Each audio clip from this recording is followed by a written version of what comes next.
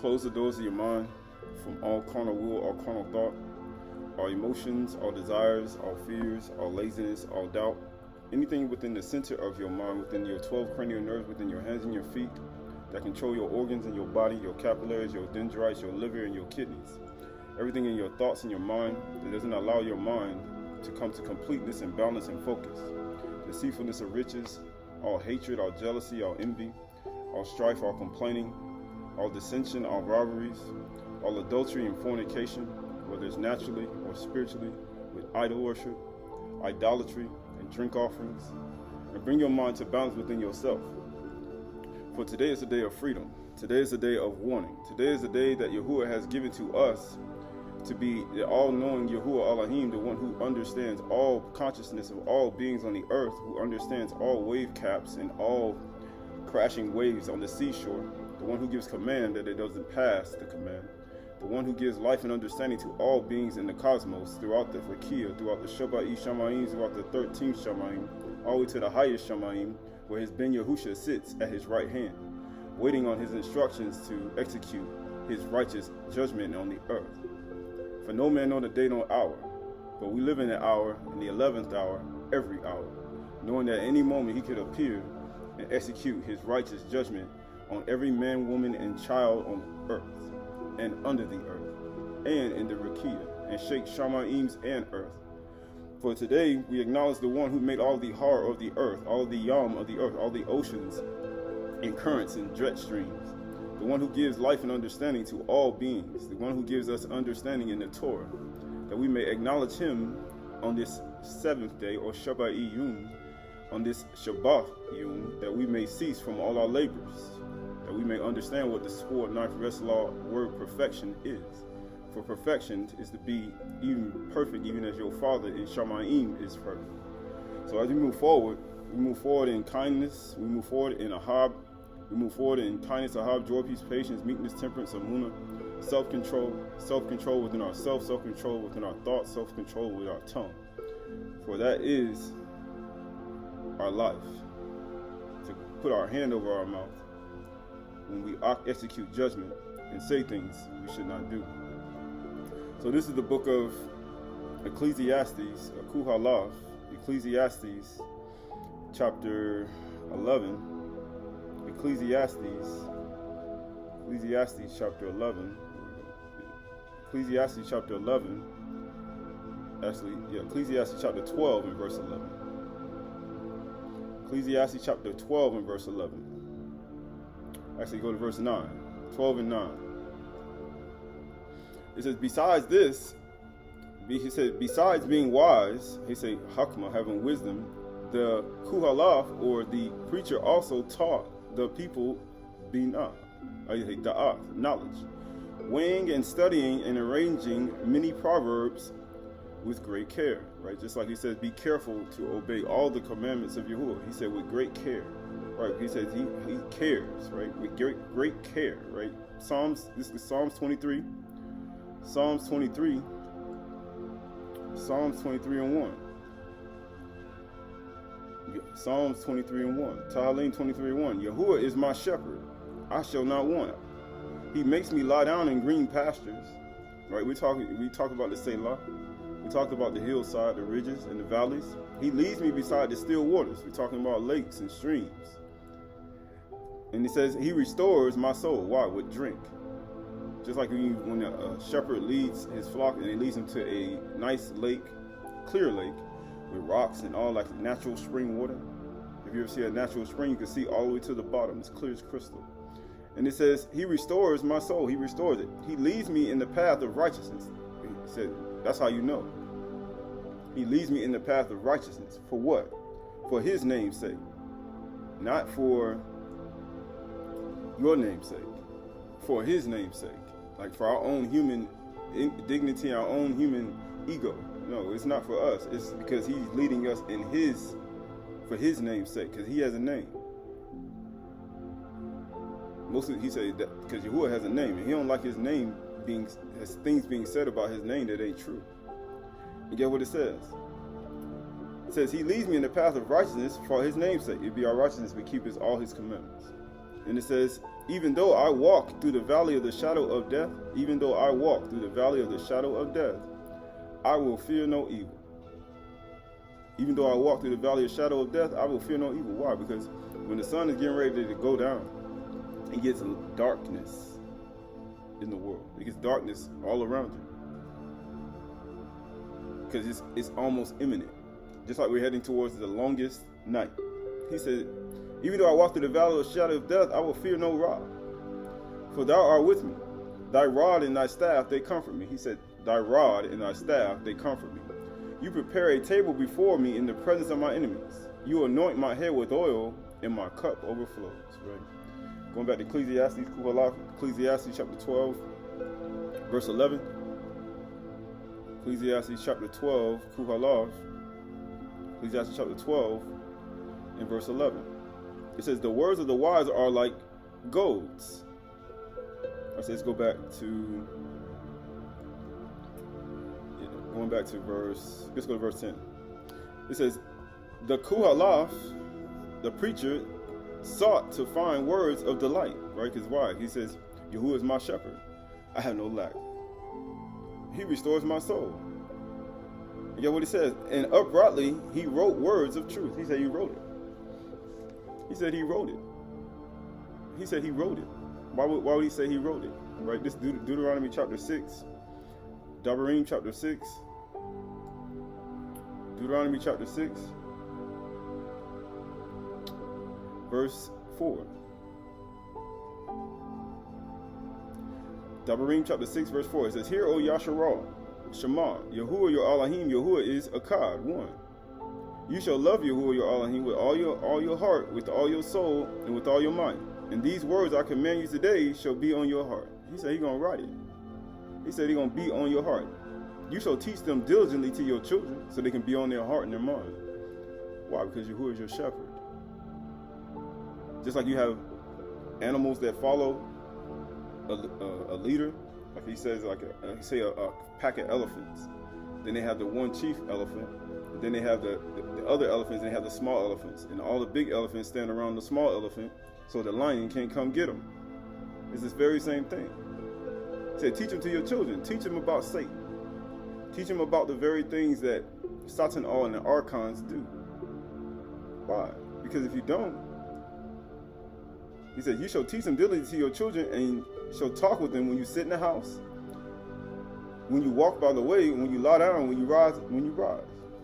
But if you ain't in the house, how you going to teach it to them? See, that's what Satan does. He gets you out of the house. He said, how you going to do that? Both male and female. How you going to do that? That's what he does. And he says, sit in the house. When you walk by the way, he don't want you with him. That's the only reason. He don't want you with him.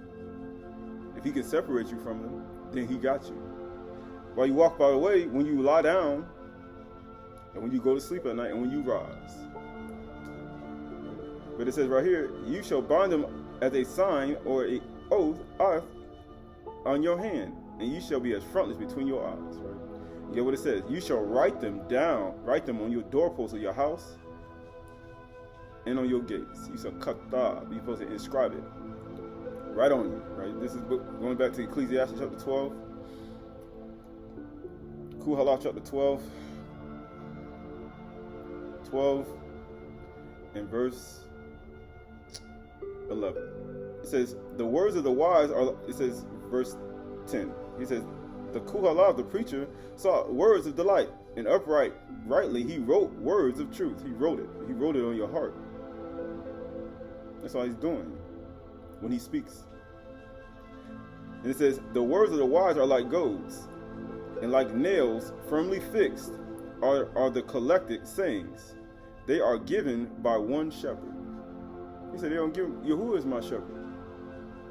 He said, who do you think is given by? He's given by one shepherd. And get what it says.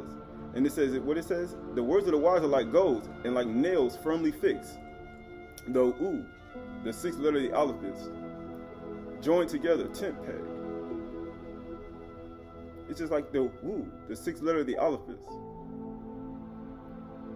And get what it is, fixed, just like the 364-day cycle that's fixed. And the seasonal cycle changes, and the forward transition times and the days of remembrance. It's all fixed. Are collected and sing. And it says they are given by one shepherd. Just one. Right? So that word for goads, Ecclesiastes chapter 12.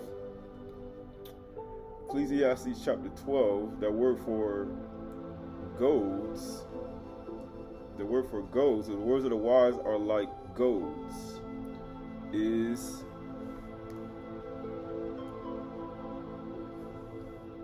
dorbon. Dorbon in Abri. Dorbon. It means gold. Right? He said, what does that word gold mean? Because, we look at these English words and they put these definitions and you be like, what does gold mean? So that word gold means to stimulate some action or reaction. That's all it's trying to do. I'm trying to stimulate you. Now they give you a stimulus check or a check. They give you $250 and they're trying to stimulate you to do something, which is provoke you to anger. Like we're not trying to provoke you to anger like Sutton. Right? He give you a $1,200 check and they give out $22 trillion to other people and they give you a $1,200 check and tell you to survive for a year. No, we're not trying to provoke you to anger and get you to do things. That's all it's trying to do, is manipulate your emotions. No, we're not trying to do that. We trust in Yahuwah. Like when you trust in Yahuwah and he said, lean not to your own understanding, you won't fall to the prey and manipulate your emotions. But it also means to provoke, to annoy someone. Goads. So Yahuwah is trying to annoy you to righteousness and annoy you to keep his commandments. That's why he said, he lead me in righteousness. But the other people try to provoke you to be angry and rebel and destroy things. That's all they try to do. They try to provoke you with words that are not profitable for life eternal. Right? And it says some action or reaction, right? It says also means to drive or to urge an animal on with a goad. It says a spike, stick. That's why he said, Yahuwah is my shepherd. It's like a goad, it's like a stick. Your rod and your staff, they comfort me. It's just like a stick. It leads the way. But if you allow other things to lead the way and manipulate give you reaction, and how you say, your emotions, then guess what happens? Then you'll find yourself all erratic and doing things you shouldn't do. Right? And it says, it also means a stick used to driving cattle. They say the lamet staff. Ain't that amazing? The lamet staff. Right? The 12th letter of the alphabet. The lamet staff. Expert, guide. That's what it is. That's what Yahuwah is, a lamet staff. So how are you a lamet, a shepherd, and you don't know your alphabet? How are you a shepherd and you don't know your alphabet? You have to know your alphabet, because this is like the standard of Yasharal. This is the standard that people are supposed to live by. Right? This is the book of 1 Corinthians. 1 Corinthians chapter 13. 1 Corinthians chapter 13. 1 Corinthians chapter 13 and verse 1. 1 Corinthians chapter 13 and verse 1.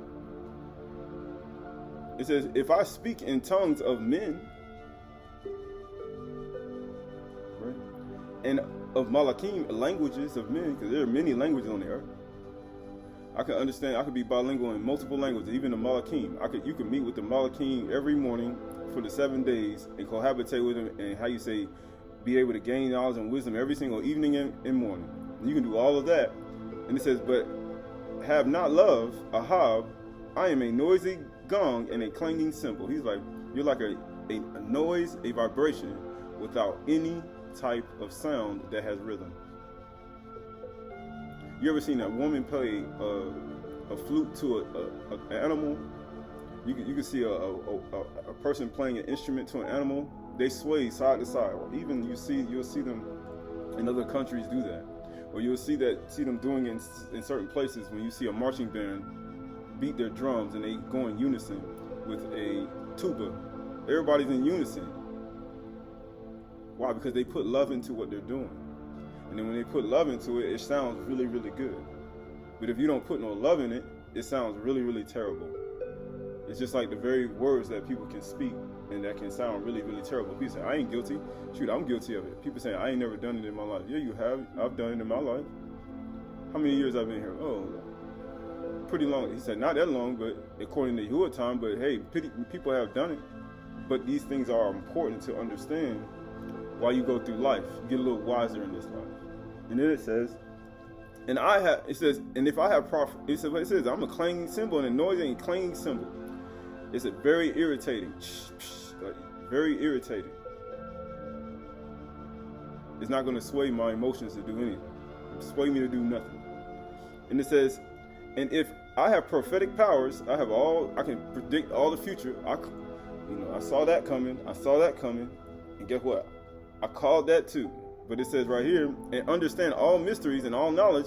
And if I have all Amunah to remove mountains, right? You got all these powers. But if I have not love, Ahab, I am nothing. He said, you nothing. It says, if I give away all that I have, so I can give away all my money to the poor, the needy, you can still do it.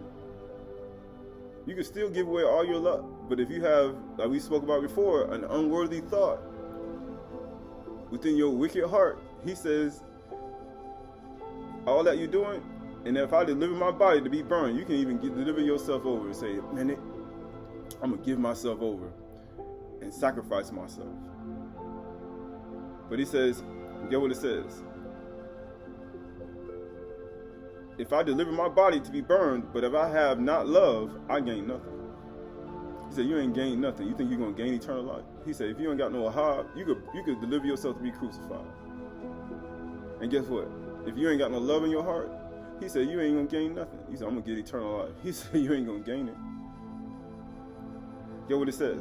Love is patient. It's patient. It's a fruit. Love is kind. It's a fruit. Love does not envy or boast. It prays for perfect prosperity. It prays when they see somebody get exalted even more and more, they pray for perfect prosperity. They don't have no envy or jealousy in their heart for that individual. They don't envy or boast. They don't boast on the things it has. In arrogance. You get what it says? It's not arrogant or rude. It doesn't exalt itself over people in arrogance. Because you got abundance and you have glory and you have all this abundance. You get what it says? It does not insist on its own way. He said, I ain't going to just do what I want to do. Right? He said, I'm not going to do that. It is not irritable or resentful. It is not irritable. What do you mean irritable? He said, what do you mean irritable? Just like we just talked about, when they're not leading you in righteousness, and it's not provoking you, it's not irritating you and pushing you forward to be righteous. If it's pushing you forward to provoke you to anger, then guess what happens? It's not love. How you say that to me? What you gonna say that to me for? He's like, oh, that's not. You gotta know. He said, just like it says. He said, even with people, you have to know. You gotta dwell with them according to knowledge. It could be a male, female servant, men servant, maid servant. It could be a human being. It could be an animal, a dog. Matter of fact, it could be a lamb. Everybody has a different personality. He's like, no, you can't do that to certain people, because certain people won't respond to those things. And it says, it does not rejoice in wrongdoing. He said, I'm wrong. Most people can't even admit they're wrong. He said, who you have more respect for? A person who admits they're wrong or a person who don't? And they know they're wrong. Right? I don't know my alphabet. I've been calling myself this, and I only meet the standards of being what people claim I am. You only meet the standards for remedial education. And then they say, oh, I'm this, or you're this person. I said, no, you don't even meet the standards of remedial education. You need to go back to school. Matter of fact, you need to go to kindergarten, according to Arbri Lashan, and learn the things that you need to learn. Why? Because these are important. Because you need to admit you're wrong. They say, I don't know. Exactly, you don't. And it says right here, wrongdoing, but rejoices with the truth. What is the truth? That righteousness is everlasting righteousness, and that Torah is the truth. That Torah is the truth. Tu, Rosh, Ha. That Torah is the truth. You get what it says? Love bears all things. It bears everything. Even suffering to be defrauded. It believes all things. It believes all the Torah. Hopes all things and endures all things. Love never ends. Right? It doesn't end. Going back to Ecclesiastes, we'll get out of this and we'll move into this. This is Ecclesiastes chapter 12. Qahalath chapter 12. 12 and 12. That's it, verse 12 and 11. It says, the words of the wise are like goads. He said they move, they struck, they like a stick.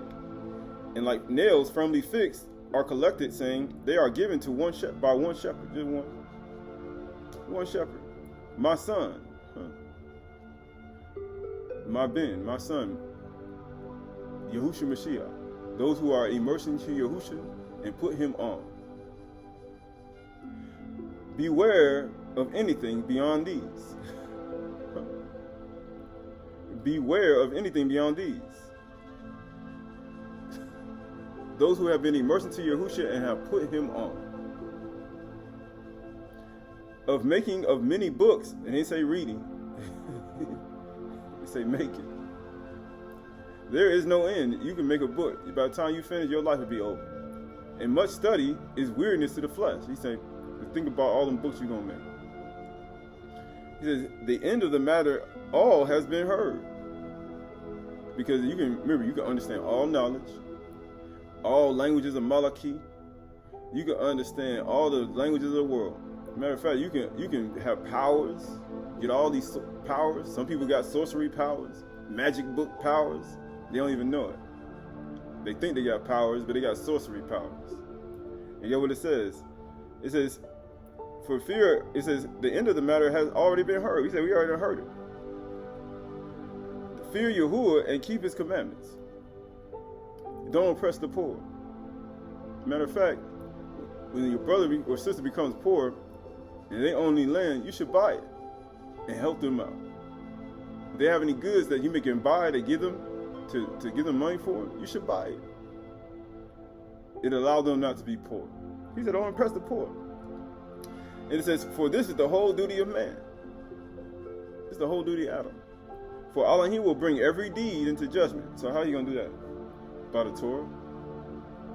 With every secret thing, whether good or evil. He said, it doesn't matter whether it's good or evil. So if you're secretly spying on somebody, you're secretly doing things, you will say, I'm bringing the judgment. If you secretly got hatred in your heart and jealousy and envy for somebody because you don't like the way he's speaking to you, guess what? Or you don't like what he's saying, or you want to be better than that person, you was like, you're going into judgment, right? He says everything good or evil, everything, right? So this is the book of this is the book of Acts. This is the book of Acts. This is the book of Acts. This is the book of Acts.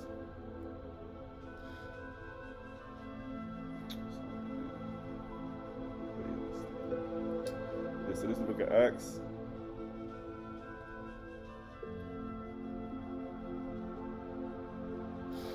This is the book of Acts, chapter 22.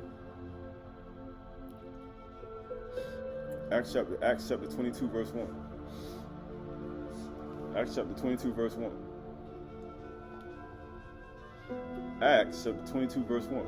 It says, brothers and fathers. Brothers and fathers.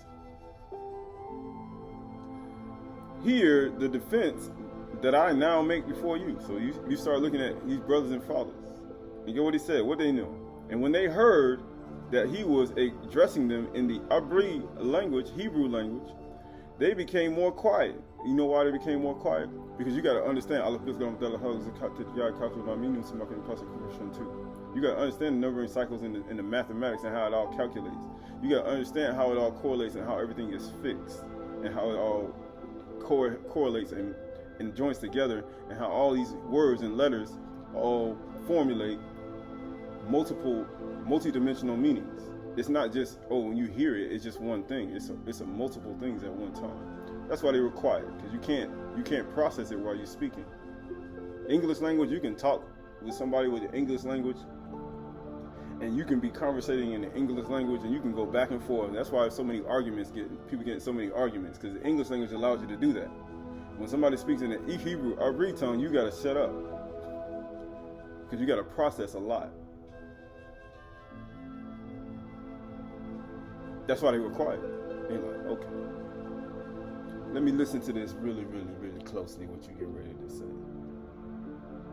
And guess what it says? In Hebrew language, they became more quiet and said, he said, Ani Yahudi, he said, born in Tarshish, Sicilia, brought up in this city, educated at the feet of Gamaliel, according to the strict manner of the Torah of our fathers. So he was under the strict manner of the Torah, which means he had to understand his alphabet. He had to understand how to speak it. He had to understand how to read it. He had to understand how to decipher it. He had to understand what it all meant. He had to understand all wisdom when it came to it, and how it all correlated, even with the very foundations of the 364-day cycle. He was taught by Gamaliel. He wasn't in a remedial education. He knew his alphabet. He knew how to pronounce them. He knew how to say it. Mostly people say you don't even know it. All the Nabi'im, all the prophets knew it. From Mashah all the way to Aaron, Aharon, all the way to Yusuf, all the way to Abraham. They all knew it. From Methuselah, even all the way, you go all the way to Shem. They all knew it. They understood it. They say the standards have been dropped. Like it says the standards, but it says right here, educated at the feet of Gamaliel, according to the strict manner of the Torah of their fathers, being zealous of Yahuwah, as all of you are this day, as you all are this day. He said, who am I going to learn this from? He said, man, see, I may have one or two people I could recommend, maybe three. That person repented. But he said, who else? I don't know. He says, maybe some other person that you don't know, that I never met before. But it says right here, and he says, I persecuted this way to death. That's what you do. When you're ignorant, you start persecuting people. Because Yahushua said they persecuted me before they persecuted you. And get what it says. And it says, he said, I persecuted the way to death. Right, that verse actually,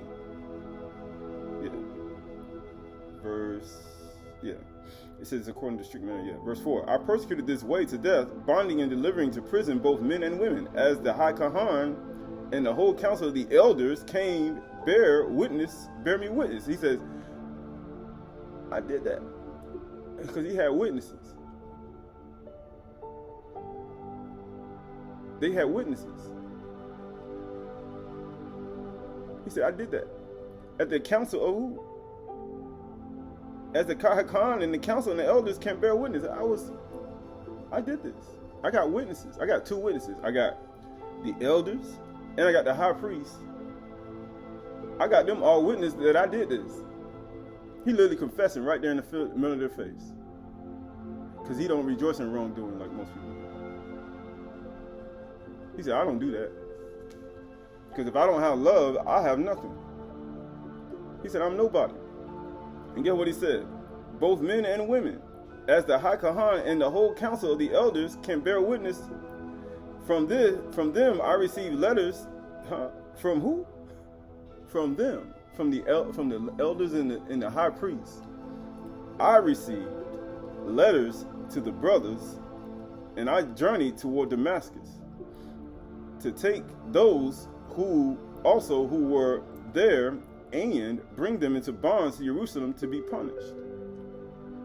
He said, I got letters from y'all, from you, high priest, and from you, elders, and from all of y'all, and you bear witness about it.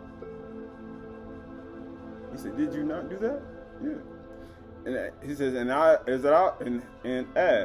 as I was on my way and drew near to Damascus, about noontime, a great light from Shamayim suddenly shone around me. He's like, as I was doing what y'all command me to do, as a good servant toward the high priest and the elders, as I was going about, as you commanded me to do by your letters, he says, about noontime, a great light from Shamayim shone around me.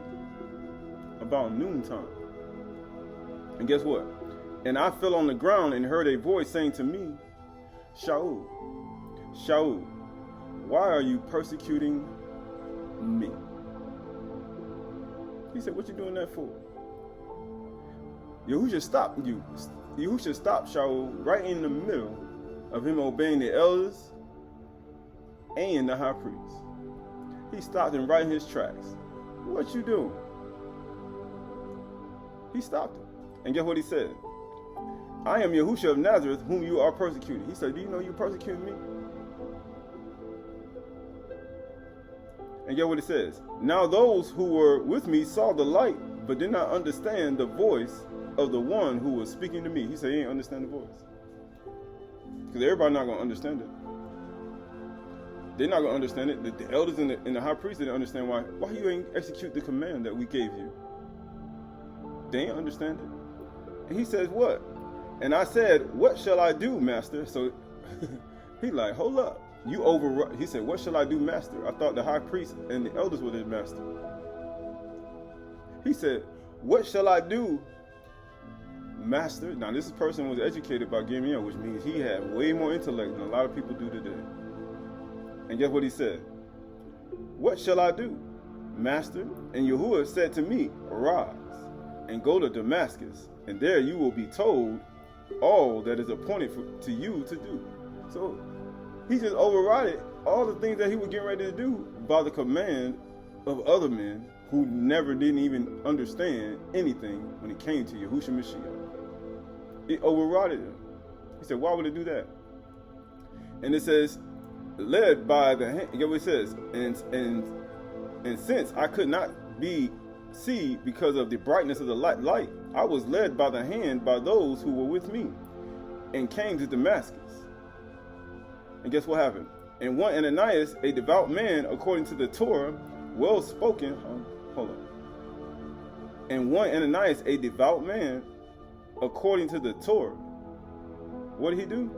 Well spoken by all the Yahudim who lived there. Which means he had no bad report. See, Yahushua ain't gonna send you to nobody who rotten to the core. He's not gonna send you to somebody who just terrible, who don't care about you. He ain't gonna send you nobody who just rotten in hatred and envy and jealousy and all that wickedness in their heart, profanity and all this other stuff that he ain't gonna send you that. He's not. He said, and get what he said. If he do send you to somebody like that, that's gonna be something, he's like, that's gonna be for rebuke, for chastisement. But he said, I need to be here, I'm blind. And get what it says, and one Ananias, a devout man according to the Torah, well spoken by the Yahudim who lived there, came to me, and standing by me said to me, brother Shaul, what you doing? Receive your sight. He said, receive your sight. He said, who gonna heal you the proper way? One Ananias, a devout man according to the Torah, well spoken by all the Yahudim who live there. Them should be your healers. He said, who's gonna give the gift of healing to?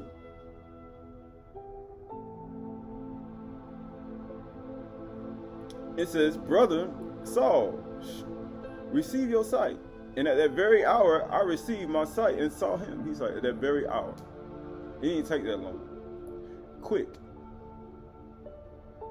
And get what he said. And he said, the Elohim of our fathers appointed you to know his will, and to see the righteous one, and to hear a voice from his mouth. He said he appointed you to hear him, to hear his voice. For you will be a witness for him to everyone. Witness for him to everyone of what you have seen and heard. And now, why do you wait? He's like, you heard his voice. You seen him. You heard it. He sent you to me. And he said, oh, receive your sight. He said, receive your sight. Right? And it says right here, for verse 15, for you will be witness for him to everyone of what you have seen and heard. And now, why do you wait? Rise and be immersed and wash away your sins, calling on his name. You know, some people say, you don't gotta be immersed. He sent to you somebody to be immersed by him. You notice how this is all the high priest and the elders told him to kill everybody, bound him and be punished. And you should say, go to this person, get immersed. Then go, after you get immersed, what you waiting for? Get your eyes open. And guess what happened?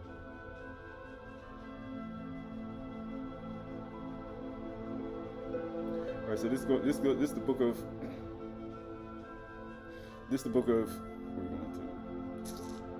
It's the book of Proverbs chapter 13.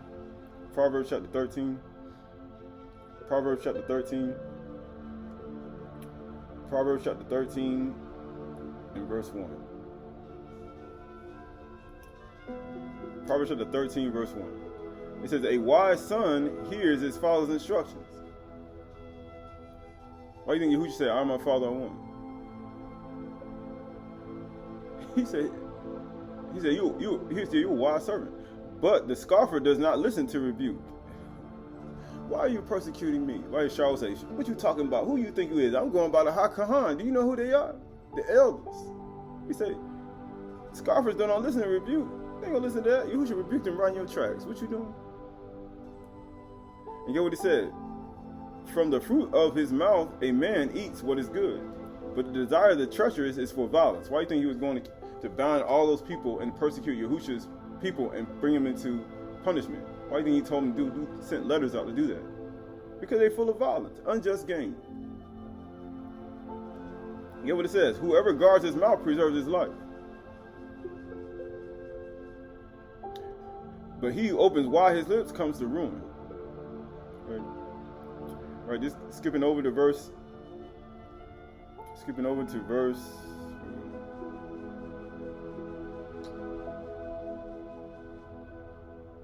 Skipping over to verse 15. Skipping over to verse 15. Proverbs 13:15. Good sense wins favor, but the way of the treacherous is their ruin.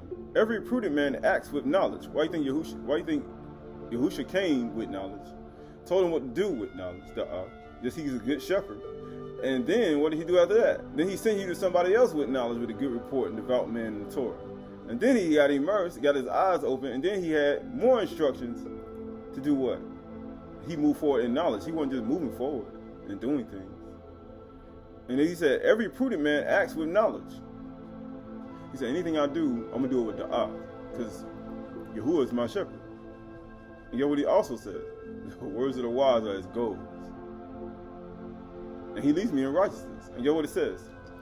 It says, but a fool flaunts his folly. He said, even though one is wrong, he said, you going to flaunt it? But it said right here, a wicked messenger falls into trouble, but a faithful envoy brings healing. Oh. He sent letters to me to go bind all those who believe in Yahushua. Matter of fact, he told me to bind them up and bring them in for punishment. What type of punishment you think they're going to get? Death. But it says right here, a wicked messenger falls into trouble. Why do you think Shaul fell on his face when Yahushua said, why are you persecuting me? And then it says, but a faithful envoy brings healing. Why do you think he sent an Ananias?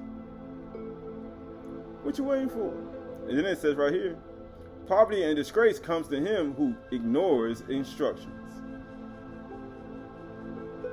People say, why are we poor? Why is a people so poor? Because you despise instruction. You ignore it. You ignore his voice. And he says, but whoever heeds reproof is honored. That's why. Because he said, you're not heeding reproof. He said, you're not going to be honored. And get what it says? Guess what it says, right? Yeah, going to verse 22. A good man leaves an inheritance to his children's children. Hear you fathers and sons.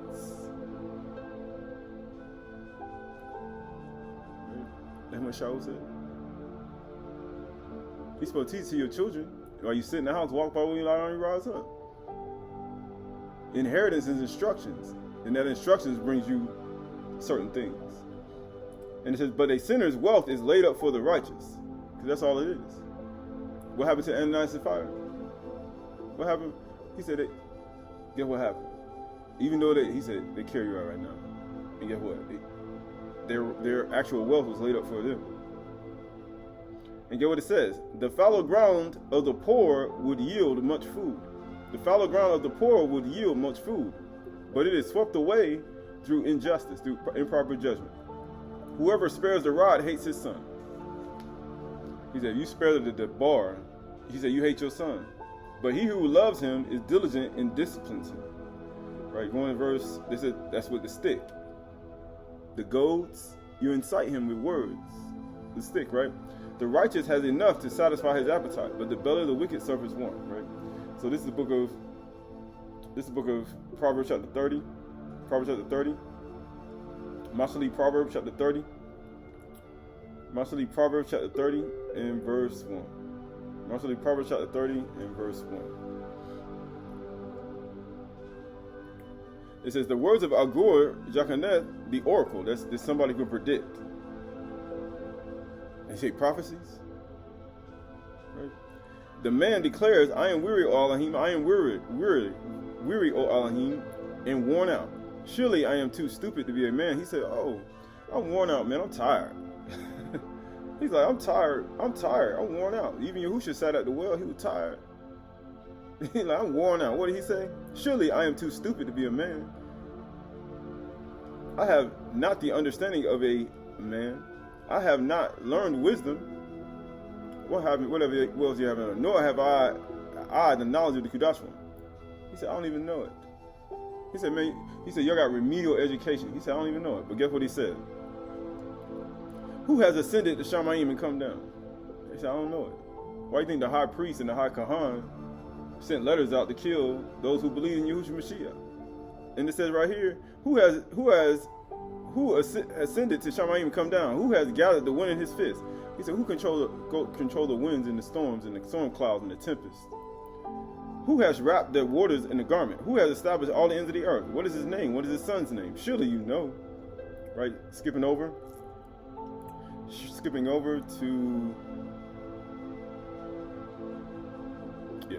verse 11. There are those who curse their fathers. There are those who curse their fathers. Here's what he said. Hear, O sons and fathers. You know what Shaul said when he first spoke? He said, there's some who curse their fathers and do not barak their mothers. They don't even bless their mothers. Get what he said after that. There are those who are clean in their own eyes, but are not washed of their filth. And he said, honor your mother and your father. He said, write them on the tables of your heart. He said, but they ain't washed from their filth though. Even though, I said, people can pretend, but he said, the filth of it is still there. Because if I have not love, because you can give all your money and wealth away. You can give your body to be burned. You'd be willing to die. But he said, if you don't have love, you ain't got nothing. And it says, there are those, how lofty are their eyes, how high their eyelids are. He's like, look how high their eyelids are. He said, prideful. He says, there are those whose teeth are swords, whose fangs are knives, to devour the poor from the earth. He said, they do what? They devour the poor from the earth, the needy from among mankind. That's what they do. Why do you think they wrote letters with Shaul to go bind those who believe in Yahushua Mashiach? Right? Going to Matthew chapter 5 and verse 1. Matthew chapter 5 and verse 1. Matthew chapter 5 verse 1 says, seeing the crowds, he went up to the mountain, and when he sat down, his disciples came to him. And he opened his mouth and he taught them. Taught them what? Even though the preachers were wise, he what? He taught them knowledge, da'ah. And it was from one shepherd. And he opened his mouth and he taught them, Barak are the poor in Ruach. There's people around who devour the poor and the needy. For theirs is the Malkut kingdom of Shamayim. He said, it's your kingdom. You poor, he said, it's the kingdom for you to have it. Barak are those who mourn, for they shall be comforted. You ain't gonna be comforted by people who are full of destruction, who laugh and mock when you take a loss, when you lose things, who laugh and mock at you. He said, there ain't gonna be no comfort in that. He said, Barak are those who mourn, for they shall be comforted. When you have a death in the family.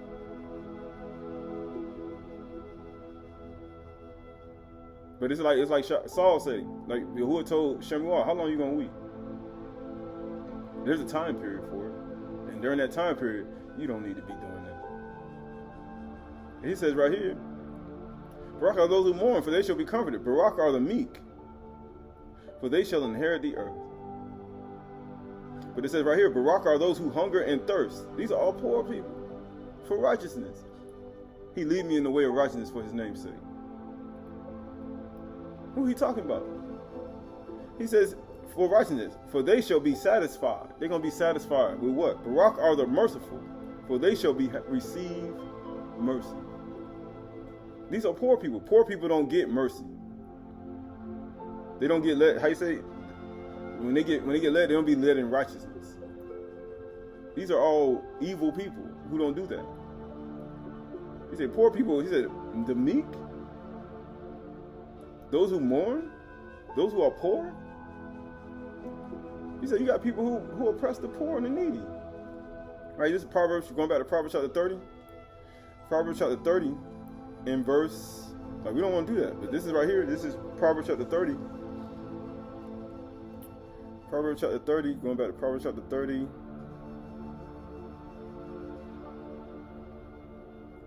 Verse 14. It said, there are those whose teeth are swords, whose fangs are knives, and devour the poor from off the earth. That's what they do. They're not going to.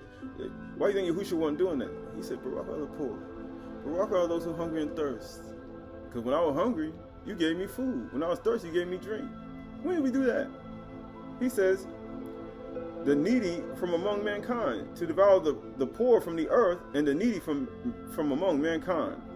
The leeches has two daughters, give and give. What they do? The leech has two daughters, give and give. Three things are never satisfied. What's never satisfied? Four, never say enough. He said the leech has two daughters. Give, keep giving to me. Keep giving to me, even though you poor, even though you needy. But it says right here, he says three things are never satisfied. Four, never say enough. Sheol, that's hell. The barren womb, because the barren womb needs seed. Because if you ain't got no child, he said, man, I need some more seed. It ain't never satisfied until it gets what it wants, until something actually produces. That's why he said, Barak are they who hunger and thirst after righteousness. Barak are the poor in Ruach, inward man. And it says right here, Sheol, hell is never satisfied. Hell want everybody. Sheol want everybody to go. They want the whole world to go. They want the whole world to swallow up, and every billions of people just fall right in. That's what they want. You know what it says? So they remember, they full of greed. They want you. And it says right here, the land, you know what it says, the barren wound, the land never satisfied with water. Right, no matter how much water you pour on it, it's never satisfied. And the fire that never says enough. He says it's never satisfied. Verse 17 says, the eye that mocks a father and scorns to obey a mother will be picked out by the ravens of the valley. They're going to do what?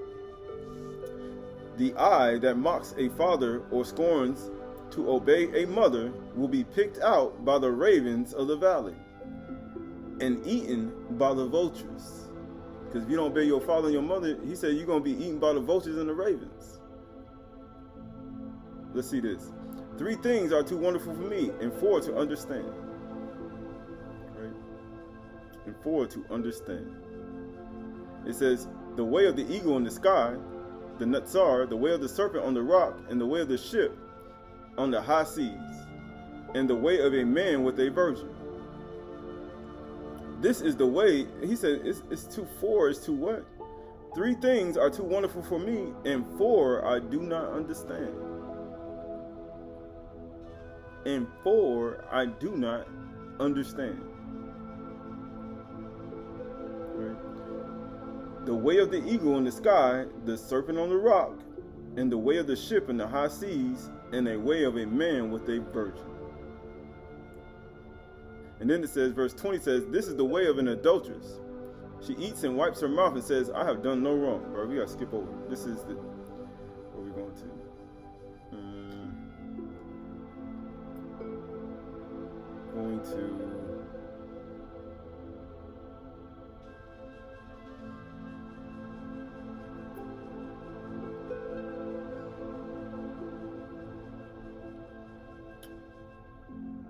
let's go to verse 8. Let's go to verse 8. Actually, verse 7. Proverbs 30 and 7. 2 things I ask of you, deny them not to me before I die. Remove far from me falsehood and lying. Give me neither poverty nor riches. Right? He said falsehood and lying. Get it out of my tongue. He said poverty and riches. Why do we say poverty and riches? And it says right here, feed me with food that is needful for me, because he's poor in ruach. He's poor and needy in his inward man. Barak are they who hunger and thirst for righteousness, for they shall be filled. Barak are they who are poor in ruach, because he's poor. He don't give me poverty and riches. He said, give me some food. Give me something. Teach me something. And it says right here, lest I be full and deny you, and say, who is Yahuwah? Because if I get too much, I'm going to say, who is Yahuwah? And lest I be poor and steal and profane the name of my Elohim. So now you see why Satan give you $250 and $1,200 until you survive for a year. Because he wants you to do something.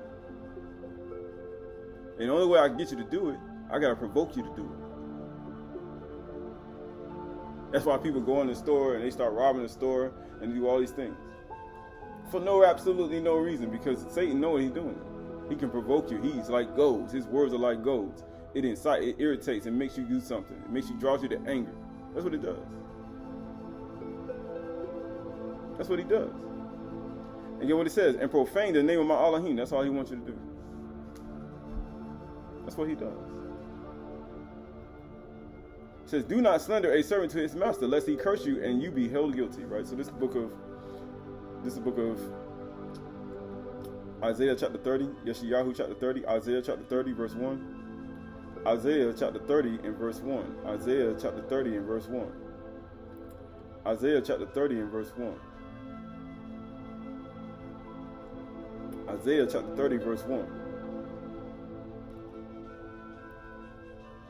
Yeshayahu chapter 30 and verse 1. It says right here, stubborn children, declares Yahuwah, who carry out a plan, but not of mine, who make an alliance, they join together, but not of my ruach. They don't do that.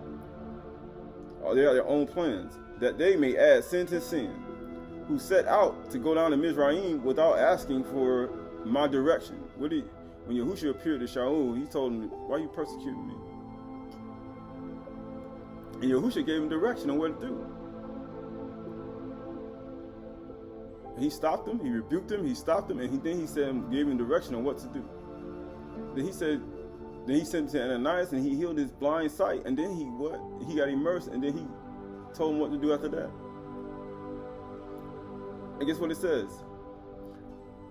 That they may add sin to sin, who set out to go down to Mizraim without asking for my direction. He said, you ain't asked for my direction. And get what it says? To take refuge in the protection of Pharaoh. To seek shelter in the shadow of Mizraim. He said, you ain't asked permission. You wanted to go back there? You wanted to go into the shelter of them? He said, you ain't asked for permission. He said, therefore, shall the protection of Pharaoh turn to your shame. He said, that's what happened to you. It turned to your shame. And the shelter of the shadow of Mizraim into your humiliation. He said, he trying to humiliate you. Now he said, now look at you. For though his officials are at Zoan and his envoys reach the Hanes, everyone comes to shame through a people that cannot profit them, that brings neither help nor profit, but shame and disgrace. He said, they can't help you.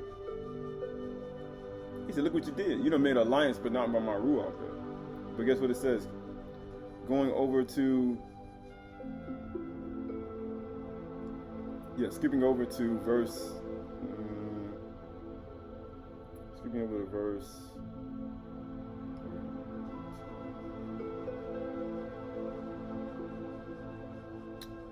verse 23. Verse 23. Yeshayahu 30:23. And he will give rain for the seed which you sow to the ground, and bread the produce of the ground, which will be rich and plenteous. In that day your livestock will graze in large pastures, and the oxen and the donkeys that work the ground will eat seasoned fodder, which has been winnowed and shoveled and forked. In every lofty mountain and every high hill there shall be brooks running with water in the day of the great slaughter, when the towers fall. Moreover, the light of the moon will be as the light of the sun, and the light of the sun will be sevenfold, and the light of the moon light as the light of 7 days. The light of the moon, the light of the what? The light of the sun will be sevenfold, as the light of 7 days. And guess what it says? And in that day, when Yahuwah binds up the brokenness of his people and heals the wounds inflicted by his blow. He said he's going to heal the wounds inflicted by his blow. He said how Yahuwah did that to Shaul. He spoke to him, and he became blind. And then he healed the wounds that he blowed on him. And then what it says, behold, the name of Yahuwah comes from afar, burning with his anger and thick rising smoke. His lips are full of fury, and his tongue is like a devouring fire. What do you think Shaul was experiencing? His breath is like an overflowing stream that reaches up to the neck, to sift the nations, the goyim, with the sieve of destruction, and to the place on the jaws of the people bridle that leads astray. That leads astray. He said that leads astray. Right, going to the book of Job, Job chapter 37.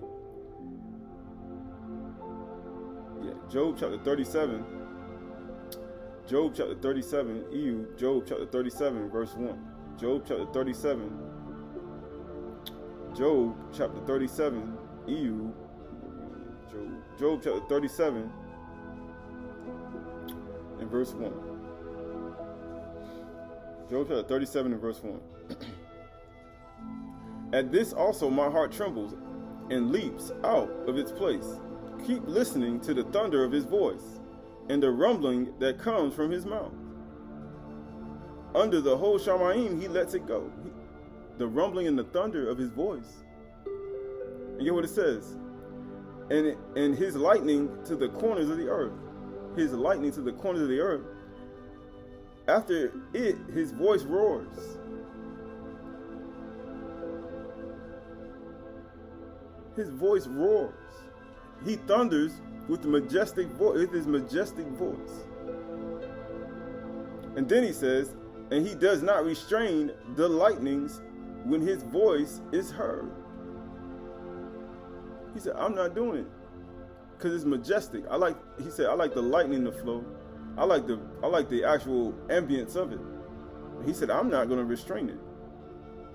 Why? Yahuwah Elohim thunders wondrously with his voice, and he does great things that we cannot what? That we cannot comprehend. He said, you can't even comprehend it. Why do you think Shaul, when he came to them, he had to explain to them? He's like, what? He had to explain to them. Because everybody that was around him didn't comprehend it. He said, I can't even comprehend what you get ready, what you doing. What voice you talking about? And get what it says. For to the snow, he says, fall on the earth. Likewise to the downpour, his mighty downpour. He seals up the hand of every man, and all men whom he made may know it. He said that you may know it. Verse 8 says, then the beasts go in their lairs and remain in their dens. He said, everybody hide. And then what happens? From its chamber comes the whirlwind. What else? And cold from the scattering winds. By the breath of Elohim, ice is given. And guess what happens? And the broad waters are frozen fast. He said, where we at? We're in the wintertime. We're in wintertime. going toward the longest night. And when Yahuwah opens it, his breath comes out. And when you start getting the transition time towards the winter solstice, everything starts to go erratic. The thunder, the lightning, the snow, and the ice starts to form. And guess what it says? It says, by the breath of Elohim, ice is given, and the broad waters are frozen fast. Why do you think he said the love of many shall wax cold? Because Yahuwah says he did that by his blow.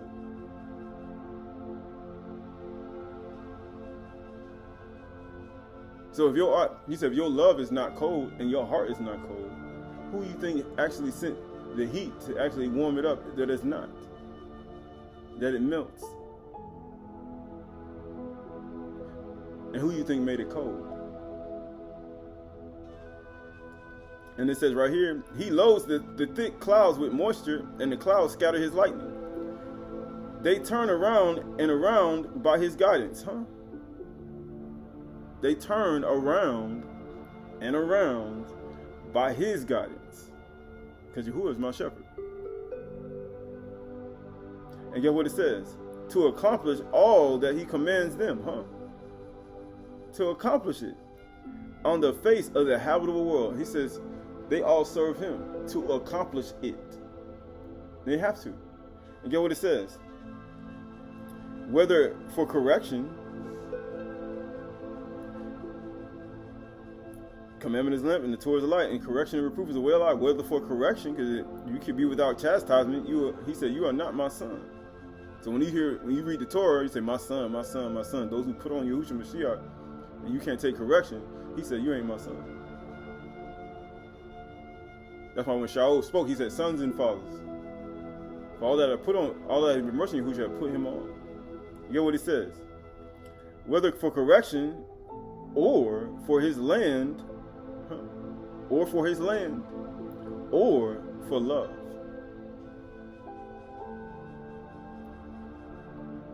For love. Shaul said, if I don't have love, I have nothing. He causes it to happen. He said, who do that? Yahuwah does that. Yahuwah does that. Right, so this is the book of Yeshayahu chapter 45, Isaiah chapter 45, Isaiah chapter 45. Right, it says right here.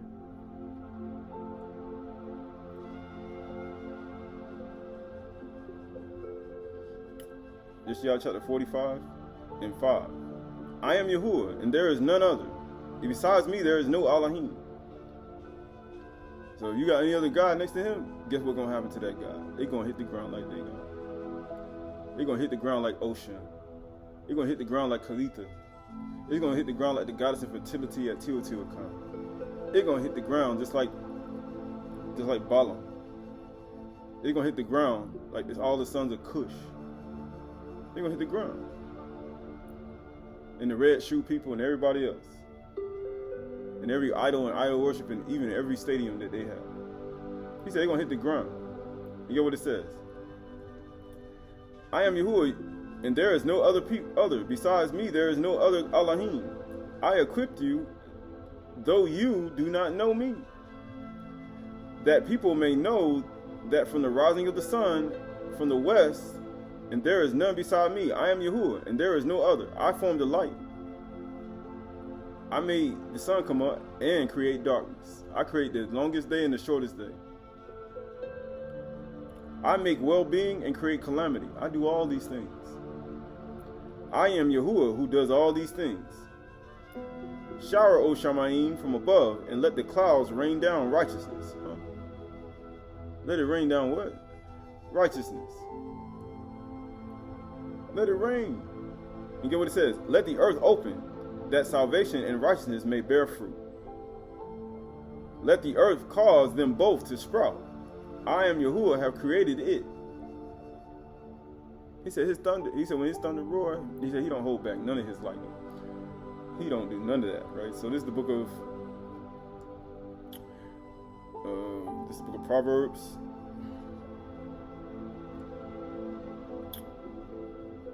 This is the book of Proverbs, chapter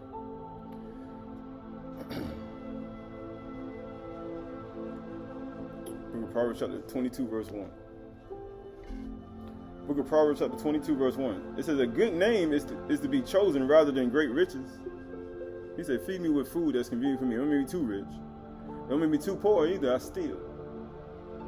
But it says, a good name is rather to be chosen rather than great riches. Because you could do all that, have all the riches in the world, but you do evil. He said, you don't have love. What was the Ananias? He said he was a good and devout man of the Yahudim, who among all the people who was around him. He said he was a good person. And who was sending to him? He said a good name would be chosen rather than great riches. He could have had a whole bunch of money and just been the most rotten human being on the planet. In all the whole place where he was at. He said, nah, not him. I remember him. I know him. He said a good man is to be chosen. A good name is to be chosen rather than great riches. Why do you think Yahushua sent it to him? And get what it says. And favor is better than silver and gold. He said, huh. Why do you think Yahushua sent him to Ananias? And he says, the rich and the poor meet together. Why the rich and the poor meet together? Yahuwah is the maker of them all. So who made you rich? Who made you poor? See, do you thank Yahuwah for making you poor? No, the only time people thank Yahuwah for is for making me rich. He said, I'll never thank you. Gonna thank Yahuwah for making you poor. Ask Nebuchadnezzar. Nebuchadnezzar, when Yahuwah made him poor, he baraked Yahuwah. He's like, man, thank you for making me poor, because my reason came back to me.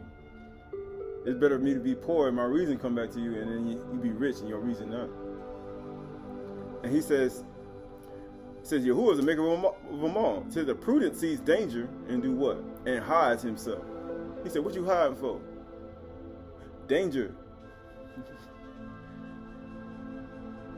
But the simple go on and suffer for it. Danger.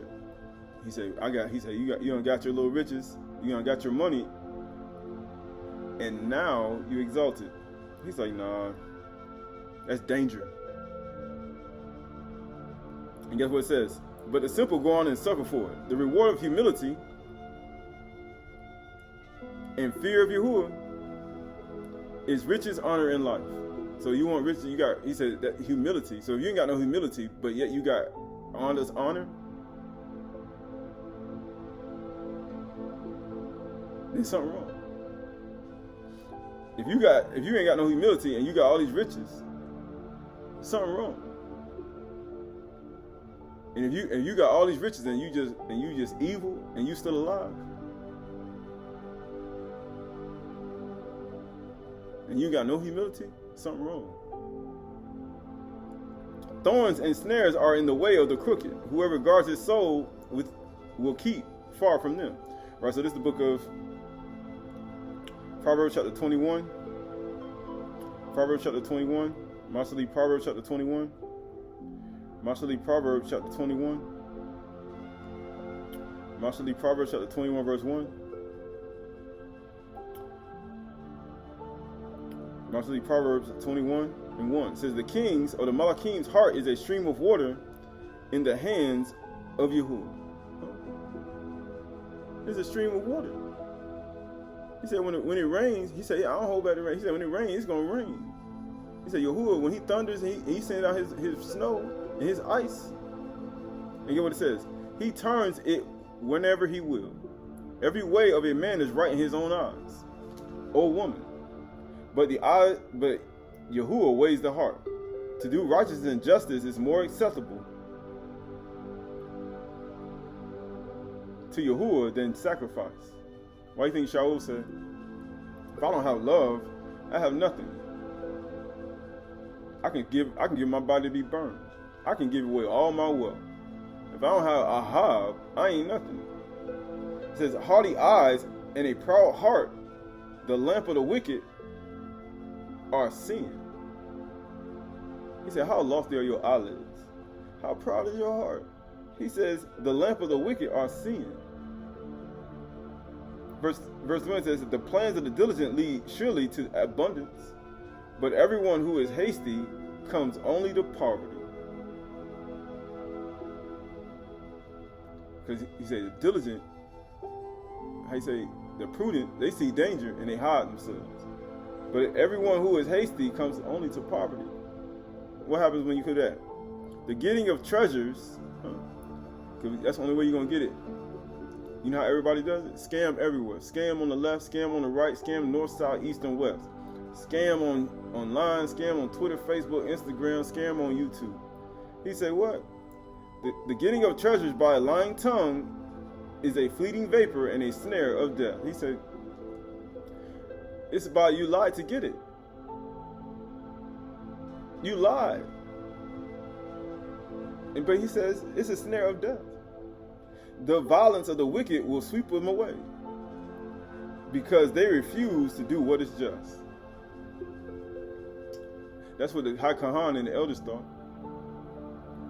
They would come and do violence to all those who believe in Yahushua. They actually thought that those people were not just. Then Shaul had to come and explain to them, hey, look at here. This is what happened. You get what it says? The way of the guilty is crooked, but the conduct of the pure is upright. Right? Going to Proverbs chapter, we almost finished. This is Proverbs chapter 23, 29. Proverbs chapter 23. Proverbs chapter 23 and 23. Proverbs chapter 23 verse 22. Proverbs chapter 23 verse 22. Listen to your father who gave you life. Listen to your father who gave you life. And do not despise your mother. What happens if you despise your mother and your father? You read the Proverbs of 30? He said there are people who despise their father or don't listen to their father and despise their mother. He says, listen to your father who gave you life, and do not despise your mother when she is old. What happened? Buy truth. He said, buy truth and do what? And do not sell it. Do not sell it. He said, don't even sell it. Buy wisdom, instruction, and understanding. He said, buy it.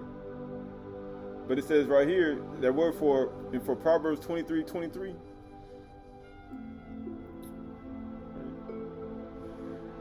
Word for Proverbs, let me get there. Proverbs 23:23. Proverbs 23:23. Proverbs 23:23.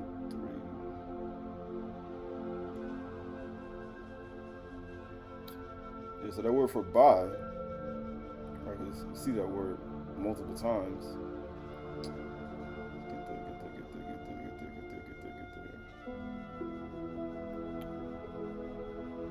Yeah, so that word for buy is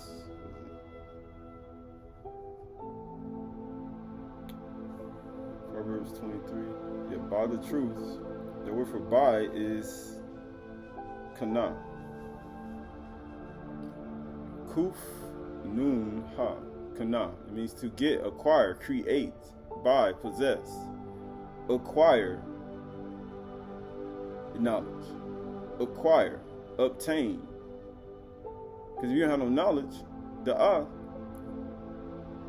you must not be having somebody give it to you. Because he said, even though the preacher was wise, he taught them knowledge. He said, buy it. Acquiring knowledge, to buy, to be bought, to possess. So possess knowledge. Acquire it. Because people think buying, you bring some money. He said, he told you to buy it. He said, buy it, but not with money. He said, come drink, but not for a price. I ain't gonna charge you for it. He says right here, verse 22, Proverbs 23:23, acquire truth and do not sell it. He said, don't sell it. Don't sell your soul. And you know what it says? Buy wisdom and instruction and understanding. The father of the righteous will greatly rejoice if you don't do that. he who fathers a wise son will be glad in him. Let your father and mother be glad. Let her who bore you rejoice. Let her bore you rejoice. My son, give me your heart, and let your eyes observe my ways. He said, let her rejoice. He said, let her rejoice, right? This is the book of Proverbs chapter 3 and verse 1. Proverbs chapter 3, verse 1. It says, my son, do not forget my teachings, but let your heart keep my commandments. For length of days and years and peace will be added to you. Right? Why would he say that? Right? Proverbs, this is Exodus chapter 20. Exodus chapter 20.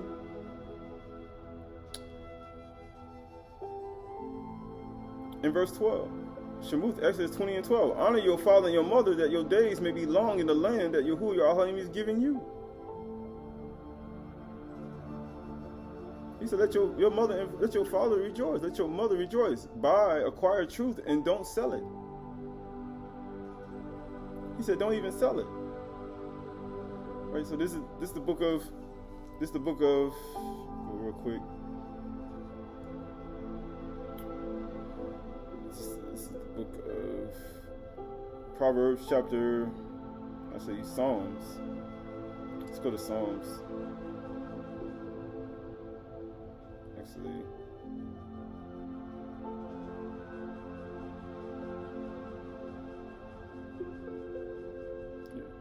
here we go. Proverbs chapter 28, verse 23. Proverbs chapter 28, verse 23. Proverbs 28, 23 says, whosoever rebukes a man will afterwards find more favor than one who flatters with his tongue. He's like, hold up. You're supposed to get favor for people you rebuke. But he says no. He says, I didn't even flatter it. He says, and he who flatters, then he who flatters with the tongue. It says, whoever robs his father or his mother and says that is no transgression. So how you gonna make your father and your mother rejoice? How you gonna make? He said, you robbing your father and your mother. You robbing them. He said, acquire truth and don't sell it. He said, make your father and your mother rejoice. And it says, whoever robs his father and mother and says, that is no transgression, is a companion to a man who destroys. Why would you, he said, why would you do that? He said, you a companion to a man who destroys. That ain't no transgression. You know, it's okay. It's okay. But when Yephthah, when he was going to offer up it, when he made a vow to Yahuwah, his daughter came and said, all that Yahuwah has spoken, you got to do it. Because you said it out of your mouth. But guess what it says? Is a companion to a man who destroys. A greedy man stirs up strife. That's all it is. He said, you greedy. He said, you got greed.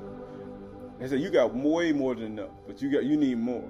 He said, Sheol is never satisfied. He said, you ain't never going to be satisfied, huh? He said, you need more. A greedy man stirs up strife. That's all he's going to do. Why do you think Satan all keep trying to stir up strife? Because it's greed. Because he want more. I need more, I need more, I need more. And that's all you need. But you're going to keep stirring up strife. But the one who trusts in Yahuwah will be enriched. You're going to be rich. Because the reward of them who walk in humility is riches, honor, and life. But if you ain't got no humility, how you got all this honor and riches in life? How you even feel right? You can go to sleep at night? And it says right here, a greedy man stirs up strife, but the one who trusts in Yahuwah will be enriched. Whoever trusts in his own mind is a fool. He said, you trust in your own mind. He said, you trust that? He said, you're a fool. You get what it says? It says, but he who walks in wisdom will be delivered. He said, you're going to be delivered. He said, if I don't have love, I have nothing. Because Ahab does a lot of things. Look at what it says. Whoever gives to the poor will not want. So why would you rob people and say it's no transgression? Why would you rob your father and your mother and say it's no transgression? Why would you rob Jerusalem above? He said Jerusalem above is free and it's the mother of us all. Why would you rob and say it's no transgression? Why would you say to Jerusalem it's no transgression? Why would you say to all of the High Kahan and the elders it's no transgression? Why would you do that? Why would you rob these people, your mother and your father, and say it's no transgression? You rob them of eternal life.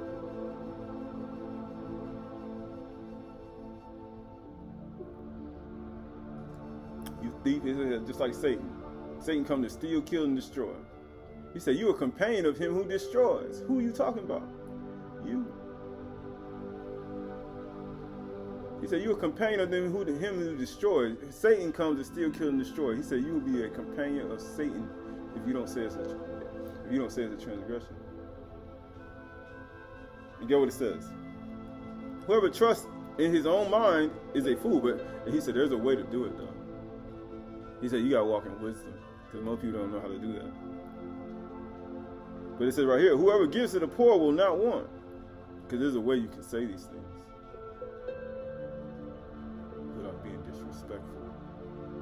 But it says right here, whoever gives to the poor will not want.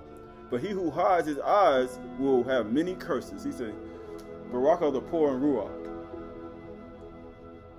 Barak are those who hunger and thirst after righteousness. Because Yahusha didn't do that. Yahusha gave to the poor and needy. Matter of fact, he let them know. You pay tithes of mint, anise, and cumin, but you omit the weightier matters of the law, the Torah, judgment, mercy, and peace. You have not done, and you shouldn't even leave the others undone. He said it'll be a sin for you to say, you be a companion of him who destroys if you don't say it's a transgression. It says, when the wicked, it says, whoever, he says right here, he hides his eyes will get many curses. When the wicked rise, people hide themselves. He said, the prudent see danger and hide it.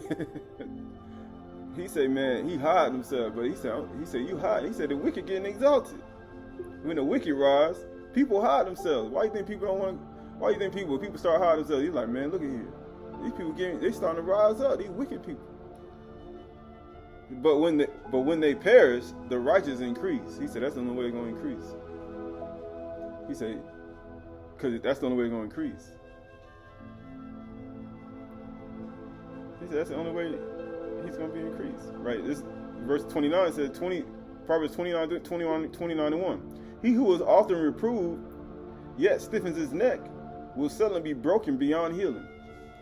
Why do you think Shaul ain't stiffing his neck when Yahushua say, why you persecuted me? And he got healed. And get what it says. When the righteous increase, the people rejoice. Oh, let your mother and father be glad. Let the righteous increase.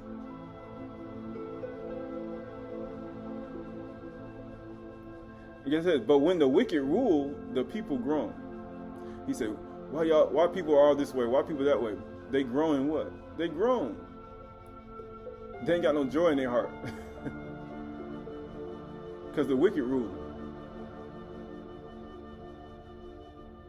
And get what it says. He who loves wisdom makes his father glad.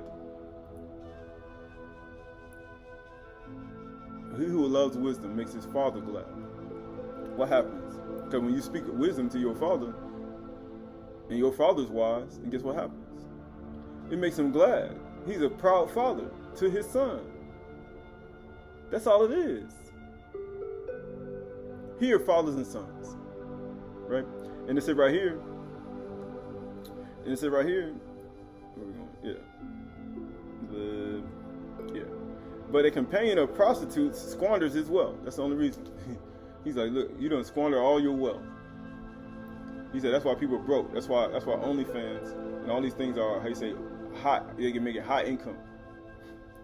They can't. People don't even want to put their money in valuable things. They spend their money at the XXX store. They go to the club, spend $10,000. spend it at the strip club. Right? They do all these things. These are all part of what? Not having any wisdom in your life. You give all your money, you give it to the rich. Keep giving to the rich over and over and over again. You give it to the news media, and when they tell you something going to happen, you just go to the store and you buy everything in the store. Because you ain't got no wisdom, you can't discern. You keep giving your money to things that people who are, how you say, so wealthy, they just buy everything in the world, and they just have so much money to where it's endless. He said you keep giving to the rich. Look at what it says. He spreads his net. Look at what it says. It says right here, verse 4 says, by justice a king builds up the land, but he who exacts gifts tears it down. You're supposed to build it down. He said, build the land. You exact gifts. So he said you take bribes. And it says right here, a man who flatters his neighbor spreads a net for his feet. You flatter him. You flatter him with the tongue. You don't give him the actual words. You flatter him with the tongue. You don't give him the rebuke that he needs. You flatter. Oh, flattery. You flatter. He said, who should not flatter nobody. He says right here, an evil man is ensnared in his transgression. He said, you snared in your transgressions. And now you're trying to ensnare other people in your transgression. And then he says, but a righteous man sings, but a righteous man sings and rejoices. He said a righteous man sings and rejoices. And what happens? A righteous man knows the rights of the poor. He said, I know the rights of the poor. He said, I know the rights of the poor. He said, and I know that one has wronged the poor. He said, I know it. He said, I know the rights of the poor, and a wicked man does not understand such, A wicked man does not understand such knowledge. And they're going to continue to do their wickedness, regardless, even after they hear it. He said they don't understand such knowledge. And you know why? Scoffers set a city aflame, but the wise turn away wrath. How you going to turn away wrath? By Yahuwah's ice and rain and snow? You got to put the fire out. And the only way to put the fire out is by obedience. Obedience to the Torah and what you need to do for the rich, for the poor, and the needy, and those who are naked, those who are hungry. That's how you put the fire out, by doing it, by doing good deeds, by being obedient to it. And it said right here, if a wise man has an argument with a fool, so it doesn't matter where you are, argument with a fool on YouTube, Instagram, Facebook, Twitter, Discord, Telegram, WhatsApp. If you have an argument with a fool, the fool only rages and laughs. That's all they're going to do. They're going to keep raging and laughing. You get what it says? And there is no quiet. He said, they ain't going to be quiet. He said, ain't going to be no quiet. They ain't going to shut up. You know why? Because they ain't got no righteousness in their heart. They ain't going to be quiet. Right? Verse 10 says, bloodthirsty men hate one who is blameless. They hate it. Why do you think they hated Yahushua without a cause? He said, it's written in your Torah, they hate me without a cause. Because he was blameless. He was perfect, even as your father in Shamayim is perfect. And that's what he commanded everybody to be. Perfect. But guess what's going to happen when you are perfect? People are going to hate you. Man or woman, and you blameless, they're going to hate you. And seek, get what it says, and seeks the life of the upright. That's what they do. How are they going to seek the life of the upright? Right? He said, how are you going to seek the life of the upright? A fool gives full vent to his ruach, but a wise man quietly holds it back.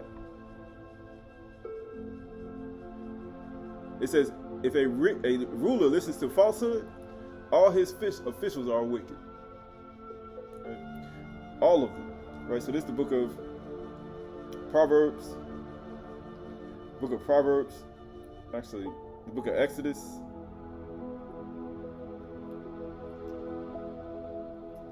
Chapter 27, verse 7. So how are they going to do that? How are you going to come after the righteous? How is a wicked man going to come after the righteous? He said right here, keep 23 and 7. Keep far from a false charge. That's how you're going to do it. Because they hate the man who blameless. He said, who are made right with all the things in his life, they're made right with all the people in his life, they're made right with all these people, then apologized and did all these things and didn't have no evil thought in his heart, cleaned his life up, blameless, right? They hate this. And get what happens? They're going to bring false charge and do not keep far. It says, and do not keep far. It says, keep far from a false charge and do not kill the innocent and righteous. That's what's going to happen. For I will not acquit the wicked. That's what wicked people do. He said, I'm not going to acquit him. He said, I'm not going to do it. This is Proverbs chapter 21 and 23. Whoever keeps his mouth, saying again, he said, whoever keeps his mouth and his tongue keeps himself out of trouble. He's like, just focus on doing your good deeds. Focus on the poor, the rich, the needy, and saying words that are like goals that provoke people to righteousness. But now, he said, you're provoking people to anger. And he said right here, if you have done foolish, Proverbs 21, 23. Whoever keeps his mouth and his tongue keeps himself out of trouble. It says, scoffers is the name of the arrogant and haughty, man who acts with arrogant pride.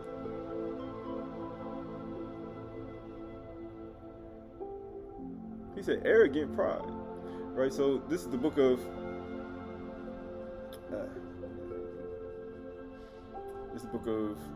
last thing. This is the book of Enoch, Hanuk, the book of Enoch,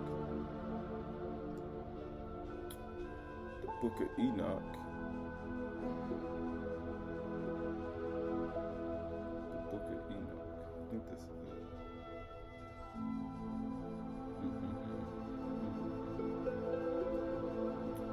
Book of Enoch, chapter 80. I think it's 89.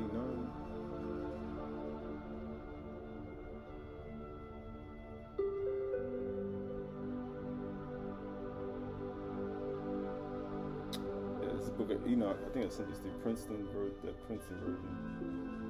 Book of Enoch, chapter 89.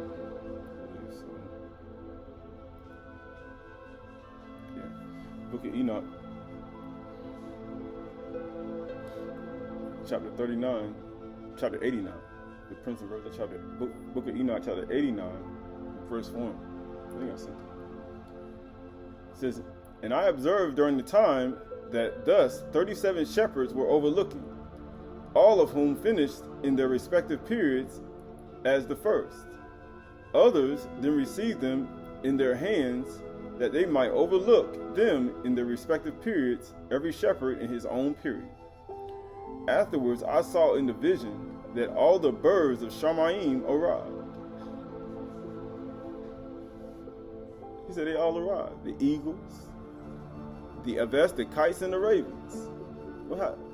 And it says, the eagle instructed them all. What happened? The Netzar instructed them all. And what happened?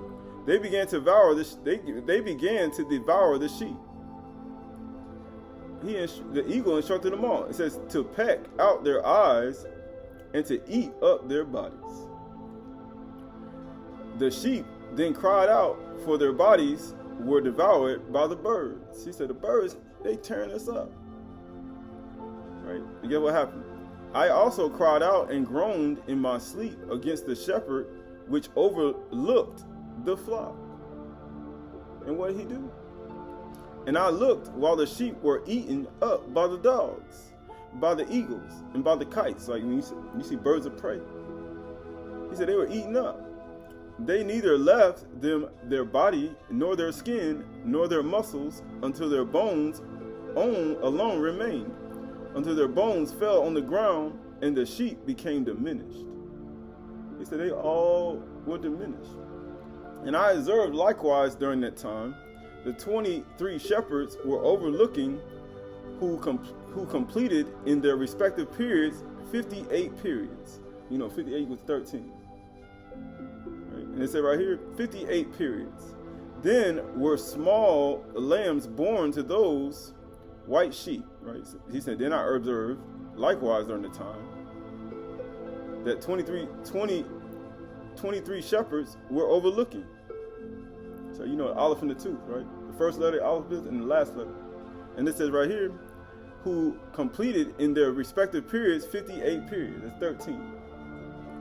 It says, then were small lambs born to those white sheep who began to open their eyes and to see crying out to the sheep. The sheep, however, cried not out to them, neither did they hear what they uttered to them, but were deaf, blind, and uttereth in the greatest degree. So the other sheep would cry out to the other sheep, and they couldn't understand. He's like, what's going on? All this division. And I saw in the vision the ravens flew down upon those lambs, that they seized one of them, and that tearing the sheep in pieces, they devoured them. Right? So you see all of that happening. He said they devoured them. Right? Lost it. Sorry. Yeah, it devoured them. That raven did that. Right? Going back to Book of Proverbs, I think it's 30, back to 30. Yeah, Proverbs chapter 30. Proverbs chapter 30 and verse 1, 30, 15. It says, the leech had 2 daughters. Give and give. 3 things are never satisfied, and 4 never say enough. Sheol, the barren womb, the land never satisfied with water, and the fire that never says enough. Verse 17, the eye that mocks a father and scorns to obey a mother will be picked out by the ravens of the valley and eaten by the vultures. Going back to Book of Enoch, Hanuk. Book of Enoch, Hanuk, chapter 89, verse 10. This is the Princeton version. It says, and I saw the vision of the ravens, I saw in the vision that ravens flew down upon those lambs, that they seized one of them, and that tearing the sheep in pieces, they devoured them. Why? And then it says right here, and I saw also that horns grew upon those lambs, and the ravens lighted down upon their horns. And I saw 2 that had a large horn sprouted out of an animal among the sheep, and the eyes were open. And he looked at them, their eyes were wide open, and he cried out to them. Then the Bela saw him, all of whom ran to him. Right? So that word the Bela, right? Just gonna get out of here and get that meaning, right? That word the Bela. The word the Bela.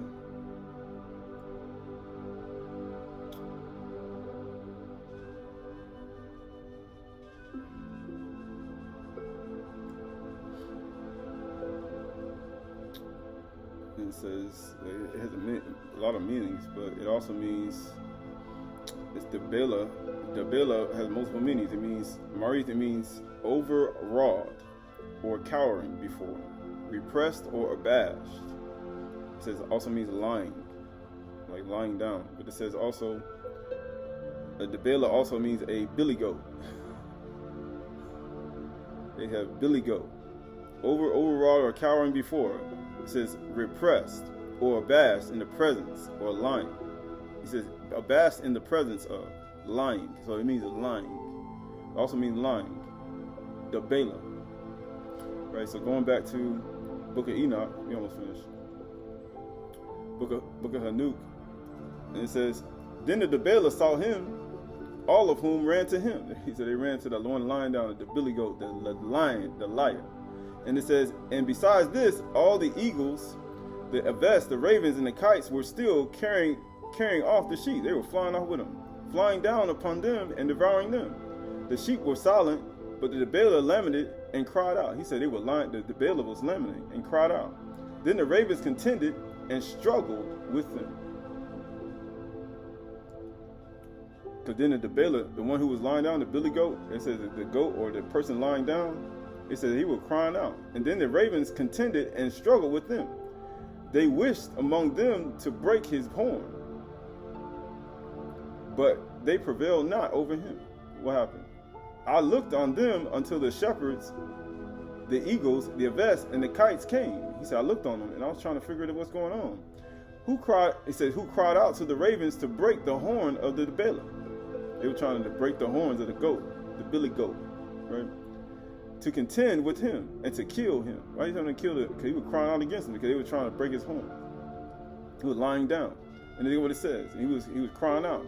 And he struggled with them and cried out that help might come to him. Right? He said, come help me. Then I perceived that the man came who had written down the names of the shepherds, and who ascended up before Yahuwah of the master of the sheep. He brought assistance and caused everyone to see him, descending to the help of the Debela. He said, Yahuwah, he said he coming to help the goat when the raven's trying to break his horns. He said, you trying to break my horns? He was a disobedient, sheep. But at the same time, he listened to father and mother. He said, they're trying to break my horns. And then guess who came to help him? The master of the sheep. I perceive likewise, it's verse 23, I perceive likewise, I almost finished, that the master of the sheep came to them in wrath, while all those who saw him fled away. All fell down in his tabernacle. Actually, verse 22, he brought assistance and caused everyone to see him descending to the help of the Debela. Right? Everybody saw it. Verse 23, and I perceived likewise that the master of the sheep came to them in wrath, while all those who saw him fled away. All fell down in his tabernacle before his face, while all the eagles, the aves, and the ravens, and the kites assembled. And say, see, even the ravens came. He said, you got some ravens? You got all these different animals there. And he said, man, they started carrying off the sheep. What's going on? And everybody, now he got them all in one place. All the animals in one place. And guess what happened? Assembled and brought with them all the sheep of the field. And he said he got all the ravens, the kites, and all the people who were fighting each other, biting and devouring each other. All the sheep that was running around, everybody was just attacking each other. He got them all in one place. And what did he do? And guess what he did? And assembled and brought them all to the sheep of the field. It says, and all came together and strove to break the horn of the Debela. They all came. Then I saw that the man who wrote the book, at the words of the master, opened the book of destruction, of that destruction which the last 12 shepherds wrought.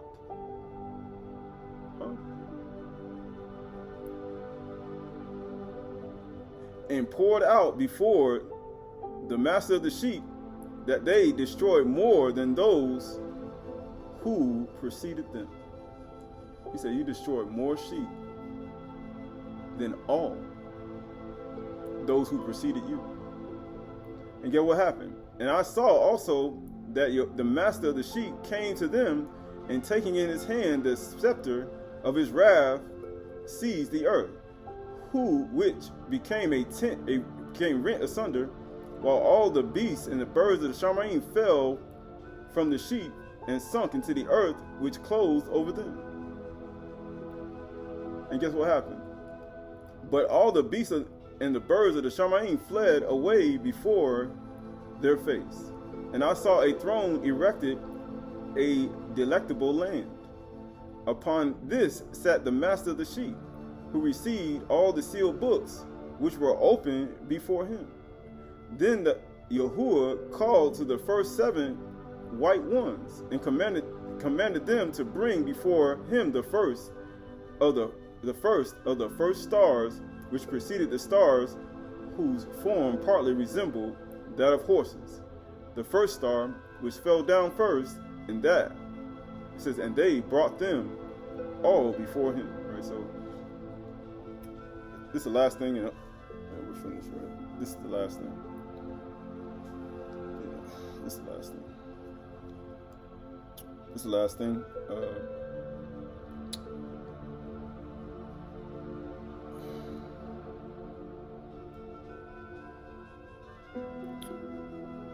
So this is the book of Lamentations chapter 4 verse 18. Lamentations chapter 4 verse 18. They dogged our steps so that we could not walk in our streets. It says, our end drew near, our days were numbered, for our end has come. Our pursuers are swifter than eagles in Shamaims. They chased us on the mountains, they lie in wait for us in the wilderness. The breath of our nostrils, Yahuwah's anointed, was captured in their pits, of whom we said, under his shadow we shall live among the nations. Rejoice and be glad, O daughter of Edom, you who dwell in the land of Uz, but to you also the cup shall pass, and you shall become drunk and strip yourself bare. Punishment of your iniquity, O daughters of Sion, is accomplished, and he will keep you in exile no longer. But your iniquity, O daughter of Edom, he will punish, and he will uncover your sins. And now you see who were those evil ravens and those eagles and those beings that were flying in the air attacking the sheep. And he was like, look at the sheep. You say, destroyed a lot more sheep than anybody in the past. But it's a lot more. But at the same time, when you start looking at the truth and what it actually means, you start to see the enemies that attacked Yasharal. And you start to see the sheep that had went into Mizraim, but without the counsel of Yahuwah, and made an alliance not by his Ruach. And you start to see the understanding of why he doesn't like when you afflict the poor and the needy, and why he doesn't like when one does not make his father and his mother glad by being obedient to him. Right, so we look at ourselves, and we look at our inward man, but at the same time, we look at our inward man, we look at our inward being, and we start to understand why it's important to obey your father and your mother. Not just as a eye service or pleasing, but also to not say things are not transgressions and sins. But we look at ourselves, and we look at our inward man, he said, how will one be able to stand before the one in the highest Shamaim if one walks through life and doesn't, and hides and says it's no transgression. So we look at ourselves, we look at our own inward being, and then we look at ourselves, and we acknowledge, and we look at what's ahead, and that's what's behind. So we look at Yahushua Mashiach, and as he said, Barak are the poor in Ruach, Barak are those who hunger and thirst after righteousness, and Barak are the meek, for they shall inherit the earth. The meek shall inherit the earth.